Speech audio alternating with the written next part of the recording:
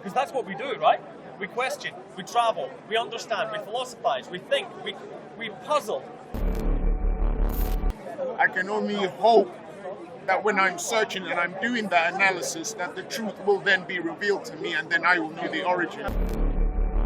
So when you go to Cape Canaveral and you see the space shuttle taking off, you are awe-inspired by what you see. Okay. And you are awe-inspired by those whose hands fashioned such an amazing thing. Actually, yeah. So what about the universe? If we accept that the idea that it's created by a creator God, right? Is it also reasonable to assume its motivation? Motivation. Well, why? Why did it create everything? So what you've done is you've taken away aspects of the decision to where it's only acceptance or refusal. It's more honest. I appreciate It's certain. It's easier. It's easier. It's easier. But the point here is that, you know, there's a verse in the Quran and it says this, and they ask you for signs. Tell them, have I not shown you enough?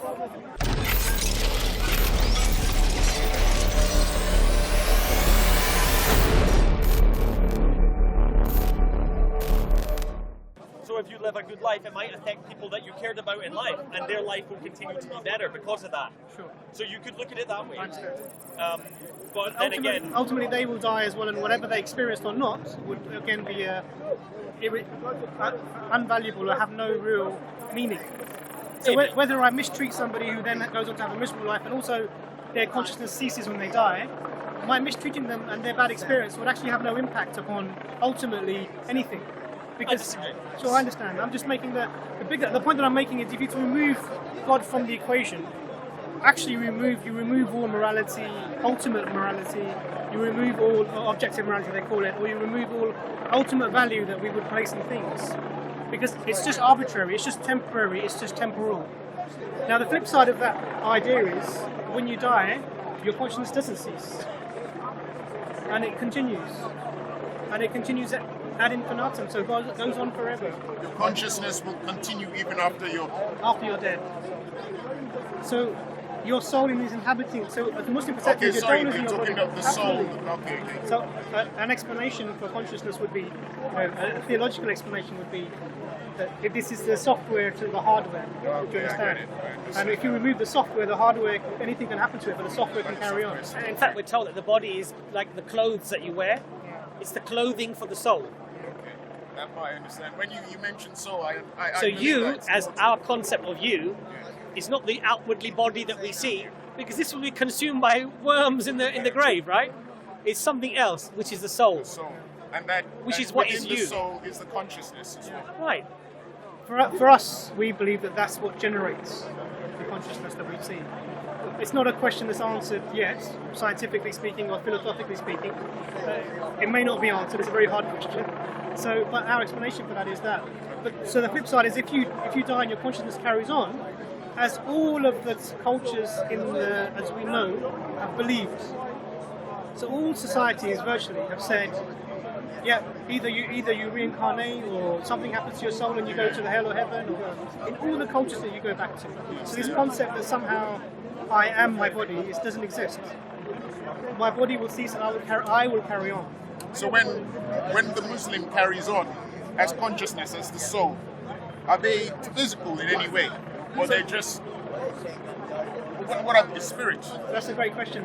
I just want to make that point about this. So the other side of it is if your searching was without purpose and your consciousness, when you died, you didn't arrive at a conclusion and rejected your creator, for example, and then you go on forever, what is the consequences for you in this forever? That's the question.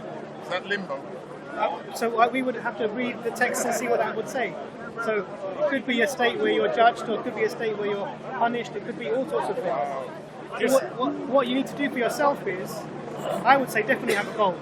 Definitely search with an end in mind. And the other part of it is that know that there have been no societies, until very modern society, who believe that when you die, that's it.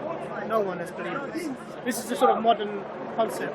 But if you're going to do Pascal's wager, and you know Pascal's wager, if you lived a religious life, and you were good, and the world ends, and your body ends, and your consciousness ends, you've lived a good life.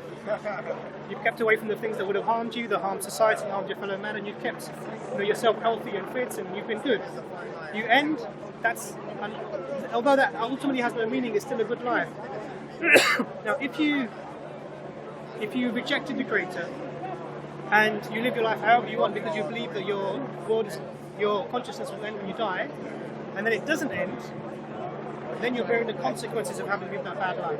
Bear the consequences. And that consequences could be anything. Hellfire, punishment, whatever that might be. So I think it's really important. Potential counterpoints. I'm sure there are. That's what needs to be said, I would say, with this idea, is that you can live a life good by the way that you judge it, or you could follow other people's systems of what is a good life, such as the Muslim system and such, right? It has a prescription of what you should do for it to be considered good or holy, whatever it is. Right? Now, you could do that, you could live in all those ways, potentially without accepting the axioms of there being a creator God that created you and there's heaven. You could live that way without accepting that. But presumably, if you don't accept that, you will still be punished for that. And if that's the case with the Pascal's wager case, and if that happens, I would be disappointed if that was the idea of God, that it would be that petty. Now, there's obviously different ways of looking at it. That's one perspective. Other people would say, no, that's justice. It needs to be that way. It's difficult to say. But you understand me? You can live a life like this that doesn't harm others, that's good for your soul, and all this stuff. You don't need to accept those axioms. If you go to hell, well, it's not that fair. Let me give you the counter to the counter. Sure. So that's a really good point you make. So why not live the life and forget about God? Right? Okay, so let me give you that. I'll give you an analogy of this. You don't need to forget about it, but it's, from my knowledge, it's important for various religions that you have to say, I believe this. And I'm not questioning that. Okay. So I'm not talking about the saying, I'm talking about the accepting the Creator. So, and your actions are with your limbs and with your words. No one knows what's inside you, so you have to make the action. Yeah? So that means accepting the Creator. Now, let me give you an analogy. There's a guy, he's absolutely rich, gives loads of money to charity. Every year he builds 100 orphanages. He's always doing philanthropic work, well-respected, famous person who's just known to be this really, really great guy. And you're a journalist, and you say, you know what, I'm going to go and find out how this great person grew up and how he got his great morals and how he learned how to be who he is, because I think it's really important that we give this type of upbringing to other people to create these great, good people. And you find out, he has parents and their parents are living in a certain place. So you go to that place and you're looking for his parents. And what you find is you get directed to a little hut, and in the hut is a very old man and old woman, single room, clay stove in the corner, hole in the roof for the smoke. And you say, are you such and such parents? He says, yeah, he's our son. Oh, you must be so proud of him, he must, why are you living like this? And they say, we raised him until he was about 10 or 11, and, there were some issues, and he left. And we haven't seen him since. Every now and then we get a call and he says he's okay, but that's all. And we never hear from him. What do you think of that man now? Good or not good? You need to know the circumstances of his upbringing. But tell me. But they say that they've raised him up. So what do you think of that man? Now it puts his good into perspective, right? It's come down a few notches. So now, why is that? Because we recognise he's not showing gratitude to his parents. And why? His parents, they brought him up, they fed him when he couldn't be fed, they changed him when he couldn't be changed, they held his hand when he couldn't walk, they taught him to walk, they taught him to talk, they taught him his basics. By the age of 7, you have your basic psychological makeup. And our Prophet said, love the children until they are 7 and teach them until they are 14, and then they're adults. You let them go into the world. So they've done all of that. Now, so then let's flip this now to the religion now. Someone gave you a life. Someone gave you your heartbeat. Someone gave you your sight. Someone gave you your health. Someone gave you your wealth. Someone gave you the world that we're living in, the air that we have. In Islam, the first verse of the Quran, Surah Al-Fatiha, is Alhamdulillahi Rabbil Alameen, and that means all praise is God's, the Lord of the worlds. Why is that? What are we praising? Thank you for everything. My life, my health, my wealth, my family, my children. And this is what's required of us. Are you not grateful to your Lord? The Quran asks you this question. Are you not grateful to your Lord? In another place, which of the favours of your Lord will you deny? So these things are always put forward to us. So the idea of being good without praising the one who gave you even the ability to be good is the same as this man who's ignoring his elderly parents in need when he has everything. That's insults into the Creator. And one of the other concepts Imran touches on, is mashallah, very well explained, is that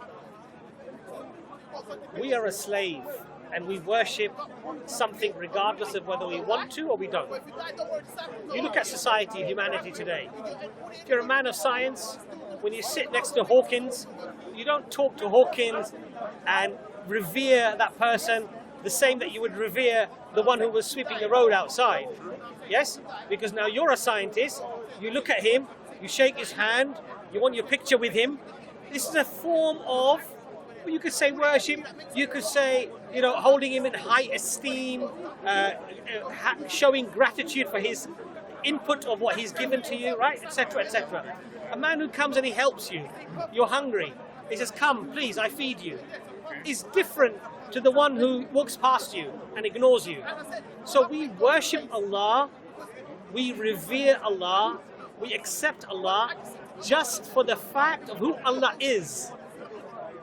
The majesty of Allah is such. So when you go to Cape Canaveral and you see the space shuttle taking off, you are awe-inspired by what you see.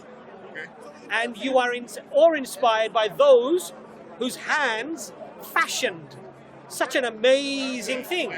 So what about the universe? Who fashioned that? Well, that's the thing. I don't know who fashioned it, but whoever did is someone amazing. Right.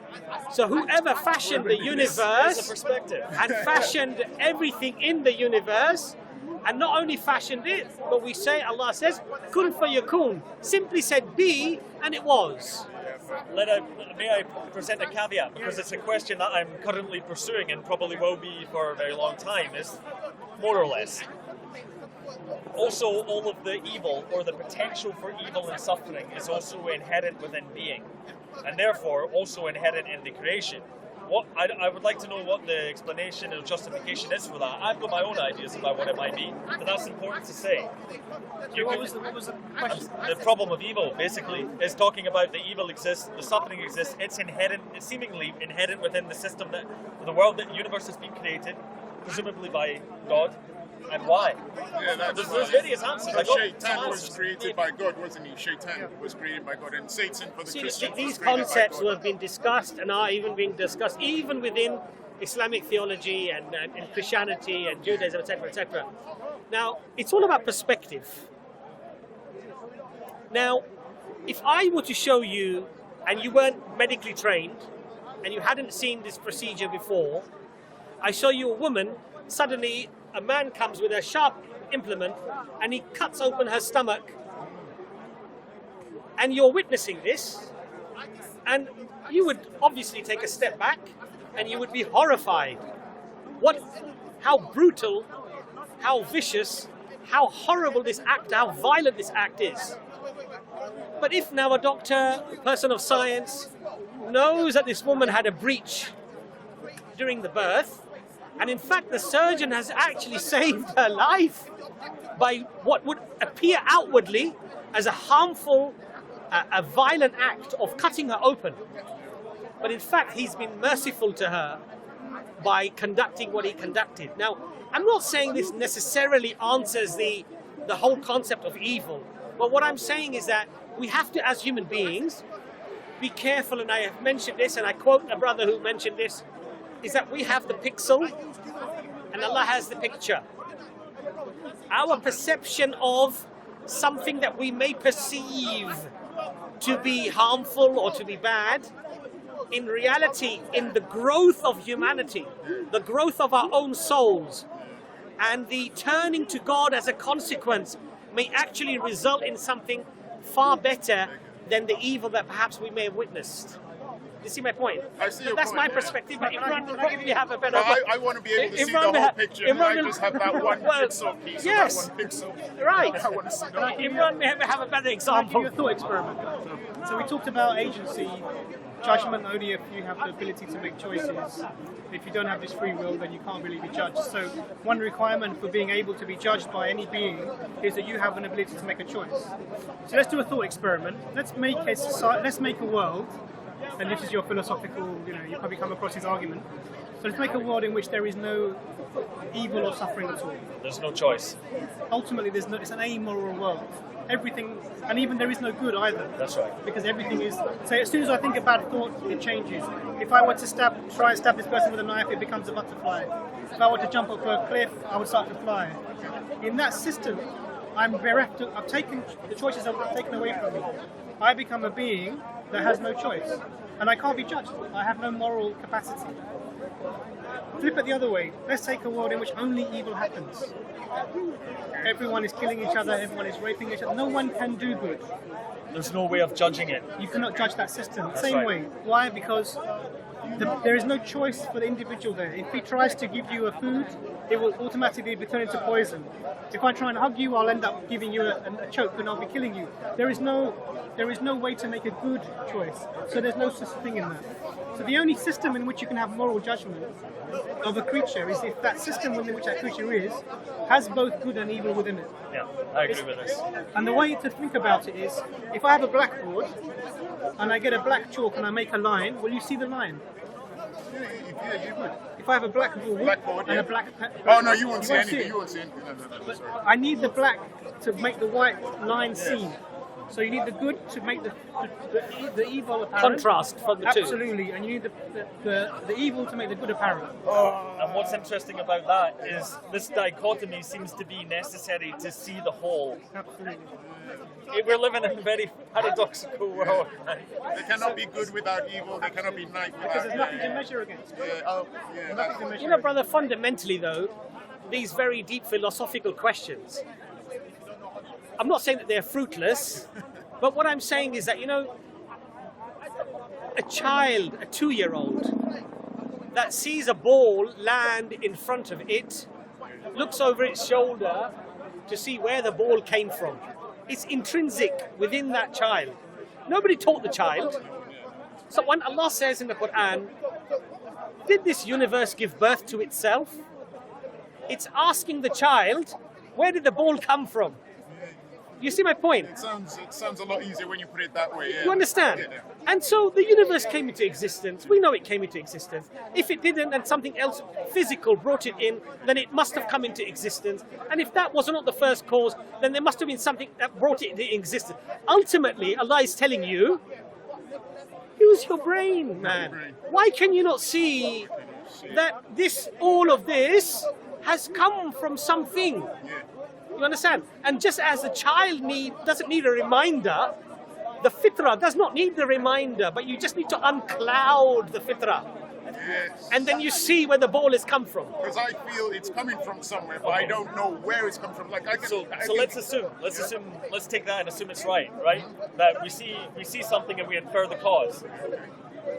It's still an inference, right? And it's an inference about an entity that's not human, right? It's God, right? So we're applying the rules that apply to this universe upon God. That might not be the case. You know what I mean? If you throw a ball, it has to have someone throwing it. But if the universe is a creation, does it need to have a creator? I'm not sure the same rules would apply. That wasn't actually the point I wanted but to if make. the universe has a creator, is a creation, does it need a creator? Yes, it would. I remember it now. Okay, let's say that that's the case. This is what I actually wanted to say.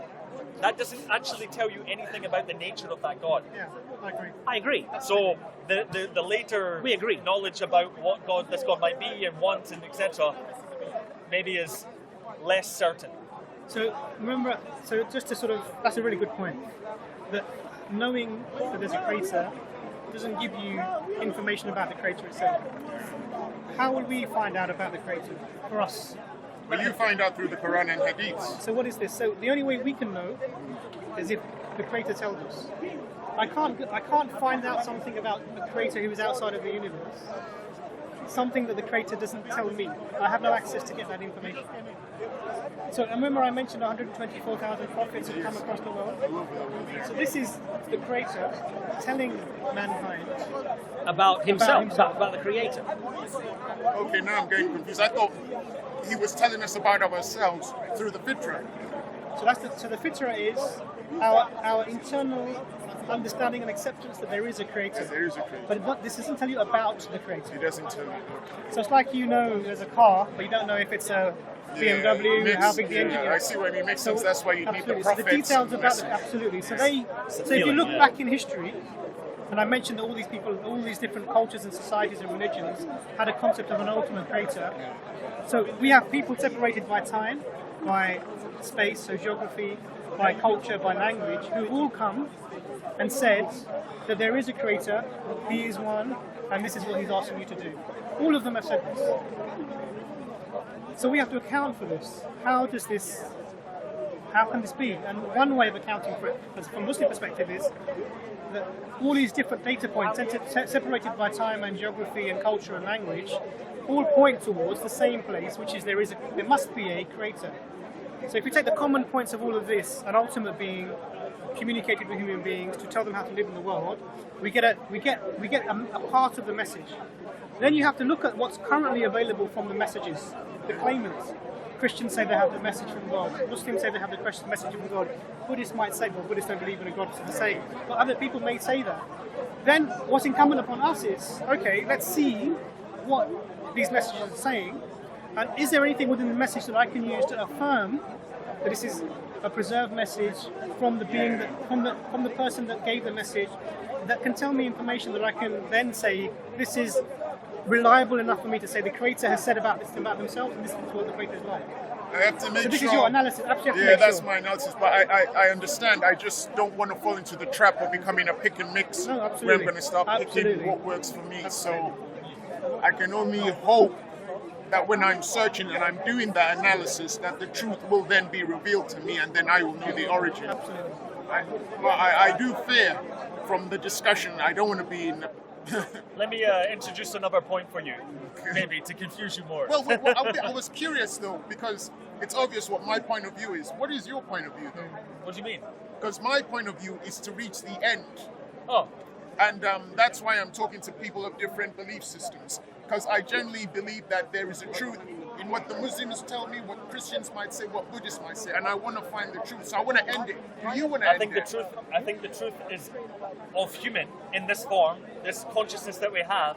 I think it's not going to help you. This is to search, is to be the searching force, the understanding force of the universe. Because that's what we do, right? We question, we travel, we understand, we philosophize, we think, we puzzle. That's right. For me, that is part of our. Can I ask you, that's our can I essence ask of you our a being. question in reference to Oh, what sure. you just said? Of course. I agree with you about the importance of searching, but let me put to you, if there is a truth out there, would it not be better to not be in an eternal search, but to arrive at a conclusion of finding that truth? Would you not accept that? Okay, my response to that line of argumentation, that logical point is, I'm not sure if I could ever get to the state of understanding. That's not what I've asked you. I'm not answered your question yet. Okay. I'm saying that for me personally, because you're asking me, I don't think I can get to the point where I could say that I was sure. I don't think I would be honest. I'd have to be 100% sure, or I wouldn't want to say it. You understand? But have you looked at the evidence for the claims that are being made by the Muslim, by the Christian, Yeah. by the Jew? So what do you find in Islam, for example, that actually takes you away from being convinced or rejecting it? There's a major point. There's a number, but this is not something that I don't spend much of my time these days thinking about the religious argumentation. I go more on the metaphysical, philosophical side, separate from doctrine, but I'll try and answer that. This one. The message of God is given to man, right? And it tells us how to live in accordance to the will of God, right? What God wants for us so that we can go to heaven instead of hell. One of my major contentions that makes me question its validity is this. it would be possible for the God to put that guidance into your being. It doesn't need. Why does it need to be revealed through a prophet? Why does it need to be revealed through a book? For if it's the all-powerful God, it could put it in you. You could say, well, I could choose to follow the path of God, or I could choose my own selfish path, and it's there. There's no translation, there's no misunderstanding, there's no interpretation, there's no sects. That's the clearest move I have. It's a heavy blow, that one, but that's my honest answer. Can I say that I appreciate your sincerity? I appreciate your sincerity because you gave a very sincere answer.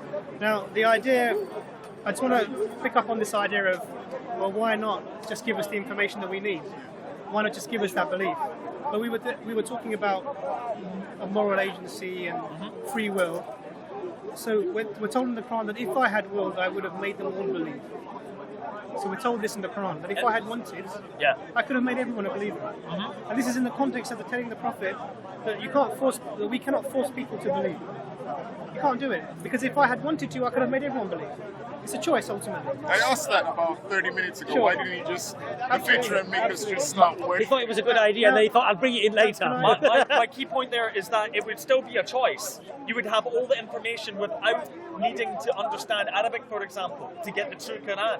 You would have it within you. That's my contention. You would still have a choice. So I understand. So what you're removing actually from this scenario, you're removing any idea of a real, in the sense that if you're standing in the road and you see a car coming towards you, you can see the car is coming towards you.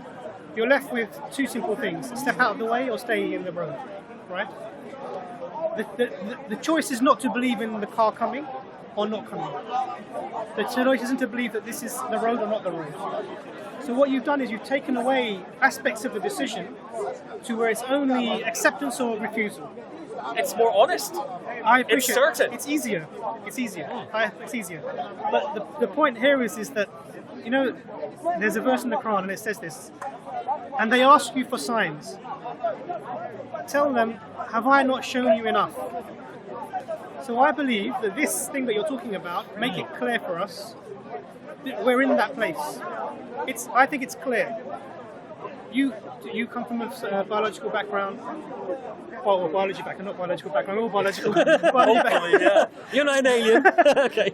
If you look around, I mean, biology is amazing, especially when you get into biochemistry and you get into the nuances of what's happening even in organelles. It's very complex. Absolutely complex. And then there's quantum physics behind it all. Absolutely, this world is amazing. There's no way I could ever, for me personally, forget the scientific arguments or philosophical arguments. From my Fitra perspective, this is never going to be a mistake, an accident, a hapstance. Okay. It's never going to be that. And so for me, when I speak with people who sort of, I'm not sure, look around. And there's a verse in the Quran, also just another verse in the Quran that says that I will show them signs in the horizons within themselves, until the truth is manifest and they know this is from the Creator. So we have our signs, we have our information, we have our pointers, and it's all around us. But it's a choice that's required for us to make. And you're given sort of a blank slate almost. The Fitra is there, and then you're given, be in the world, look around, and you come to your conclusion. I mean, have you read the Quran at all, William? I read about 60 pages of it. Really? Yeah. From the start, 60 pages. The from first the 60 start, pages. to wherever that goes. Yeah. No, have you read the Quran, Chris? I've never finished it. I've been reading it, but then I get distracted by looking at the Have Sharia. you got copies of it? I'll give you some copies. I've got one. Because I get distracted. Can I with just the- touch on your point as well, what you said, in terms of why did God not just instill this information in us, program us, you know? You know, it's interesting, but humanity should not deny the existence of the Creator based upon how the Creator decided to give that information to humanity. You understand my point? I understand. So I don't deny God because he did something this way. That's a very arrogant, not to sort of attack you in any way, but I'm just saying generally I think it's a very arrogant stance to say, well, why didn't God just do it this way? Then I would have accepted. You know, why did God? And surprisingly throughout history, we find this same trait in humanity with all of the prophets and how they interacted with those prophets. So for example, when the Jews were told to sacrifice the cow, there's a story in the Quran. They say, make it plain to us, what type of cow should it be? And then they were given, Musa alayhi salam, Moses gave them what type of cow it should be. Then they said, oh, we are confused, tell us, whether it should be young or it should be old, or whether it should, what color it should be. Eventually, Allah gives them the specifics of what color the cow should be, that it should not have soiled the pastures, etc., etc., etc. Then finally, they say, you've made it plain to us, but there was only one cow in the entire area that was left. That was the description of that cow. So the woman who owned the cow decided, I'm going to ask for a hefty price now, because now I know what you want. So when they finally sacrifice it, Allah says, they did not sacrifice it willingly with good heart.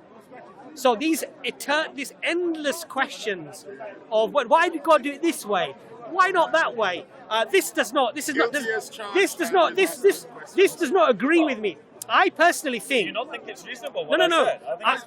I think what is more reasonable is to first assess whether a creator exists or doesn't exist.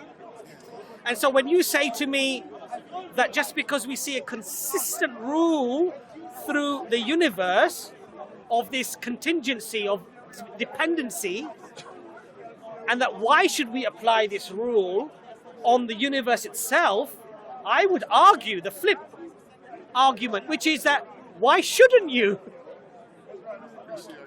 When in science, if I boil water and it boils at 100 degrees centigrade, and I perform the experiment 1,000 times and it boils at 100 degrees centigrade, is it not reasonable for me to then assume that water will generally, if it's the same water, will boil at 100 degrees centigrade? But the person who says, no, the universe could have just come from nothing, is telling you, I know you've done the experiment 1,000,000 times and it's always boiled at 100 degrees centigrade, but it could boil at 105. You understand my point? I'm not saying that is necessarily evidentially provable that God exists, but I'm saying, is it a reasonable assumption to make? More than reasonable. And I would say it's a very reasonable assumption to I would say make. it's reasonable, but then maybe we're all biased. Yes, but you could argue that, but you're not Muslim. No. You're not a person of religion. You've arrived at the same conclusion, that it's quite reasonable. And this is what I say to people who are atheists, that my stance of saying that the universe is contingent and that it needs an explanation, and one of those explanations is a rational explanation, which is that something uncaused brought this universe into existence in contingency, is an unreasonable argument to make. And I don't feel that it's an unreasonable one. Okay, so if we accept that the idea that it's created by a creator God, right? Is it also reasonable to assume its motivation? Motivation? Well, why? Why did it create everything? Because you could say, well, okay, it's logical that a creator creates sun. You could say that. Very good question. And then you say, well, we're still inferring the motivation of God given to us allegedly by prophets and visions and books and such, which are human products. They're coming, maybe they're said to be came from angels and such, but they're still going through the medium of human, which I don't feel is a necessity for an all-powerful being. Should be able to send it straight to you. But that's my previous point. So, like that, because the meaning could be simply created it for, how could we possibly know the motivations of God? But for fun, because it's what it does, because it creates infinite universes all the time. It's a difficult one. But doesn't that clash with what Brother Abbas was saying? That instead of us constantly fixating on the hows and the why, shouldn't we first concentrate on understanding and acknowledging God's existence first? Well, I already did. I said, okay, God exists. Okay, but so then you do accept. why? Okay. Well, I'm not saying For that's sake of not, argument. I'm not For saying sake that's of right. argument, he said. Yeah, to explore the hypothetical. I'm saying it's created it, and we're saying it created it because da da da. How can we know that? So this is the same point that I made maybe a couple of points back, that we've had prophets, 124,000 prophets who came into the world, separated by time, culture, geography, language. We've all said the same thing, that there is a creator being who has communicated with us, and this is what he's asked us to do. We've brought different texts over time. If you look at the general texts, there are common threads we find. The God is one. He wanted to worship him alone without partners, which is the basic message throughout all of the systems. And if you want to know about our purpose, then that's the place to look. But if before you do that, you need to verify that information. Is this reliable? Is it preserved? Is it from the person who's made the claim? Is it possible to be reliable about such ancient stories? I would say no. Do you think so? Yeah, unfortunately, to take them as literal truth. But my perspective on old mythological stories or that they have a purpose. They have a purpose to guide us in life. But for me, it doesn't mean that they are true in the true sense. There's a being of God, but the meaning of them in your life can be true. Like it'll help you live well. Interesting That's what point, I mean. which ties in the whole Quran. Is it literal, or there's some parts which are allegories? So, both. Oh, they're both? Yeah, there are some parts which are. So the Quran says there are some verses in the Quran says this itself. We have revealed some verses which are clear, unambiguous, and there are some which are ambiguous. Okay. The people with bad intention in their hearts, I'm paraphrasing, they will focus on the ambiguous and they will misguide themselves. So the things that are clear are clear. The Lord is one, worship Him alone without partners. They're all the things that we need to know to get. One of the things that Allah touches on in the Quran, Quran chapter 40, verse 57, Allah says, "Indeed, the creation of the heavens and the earth is greater than the creation of mankind, but most of mankind do not realize it." Allah mentions this not realizing it, not appreciating it, not understanding it many, many times to let the human being realize that your faculty to reason and understand is very limited. So, see, for example, as I was explaining to you, when I see the surgeon cutting open the woman, if I just see that, my perception of the surgeon and what he's just performed is going to be shaded in relation to my ignorance of what was happening, right? But if it's made clear to you that this is what is behind it, your perception completely changes. Now, we believe as Muslims, there are many things that haven't been made apparent to us in their entirety. However, we believe that what is essential for us to attain God's forgiveness and His paradise has been given to us. So this concept of analysis and analyzing God could, quite frankly, be an endless task. So even if, for example, your notion of why did God not just send this down, if it was answered, let's say, categorically, this is why we didn't do this, you would find something else. That's scary. And if that was answered, you would find something else. I wouldn't want to be that kind of person.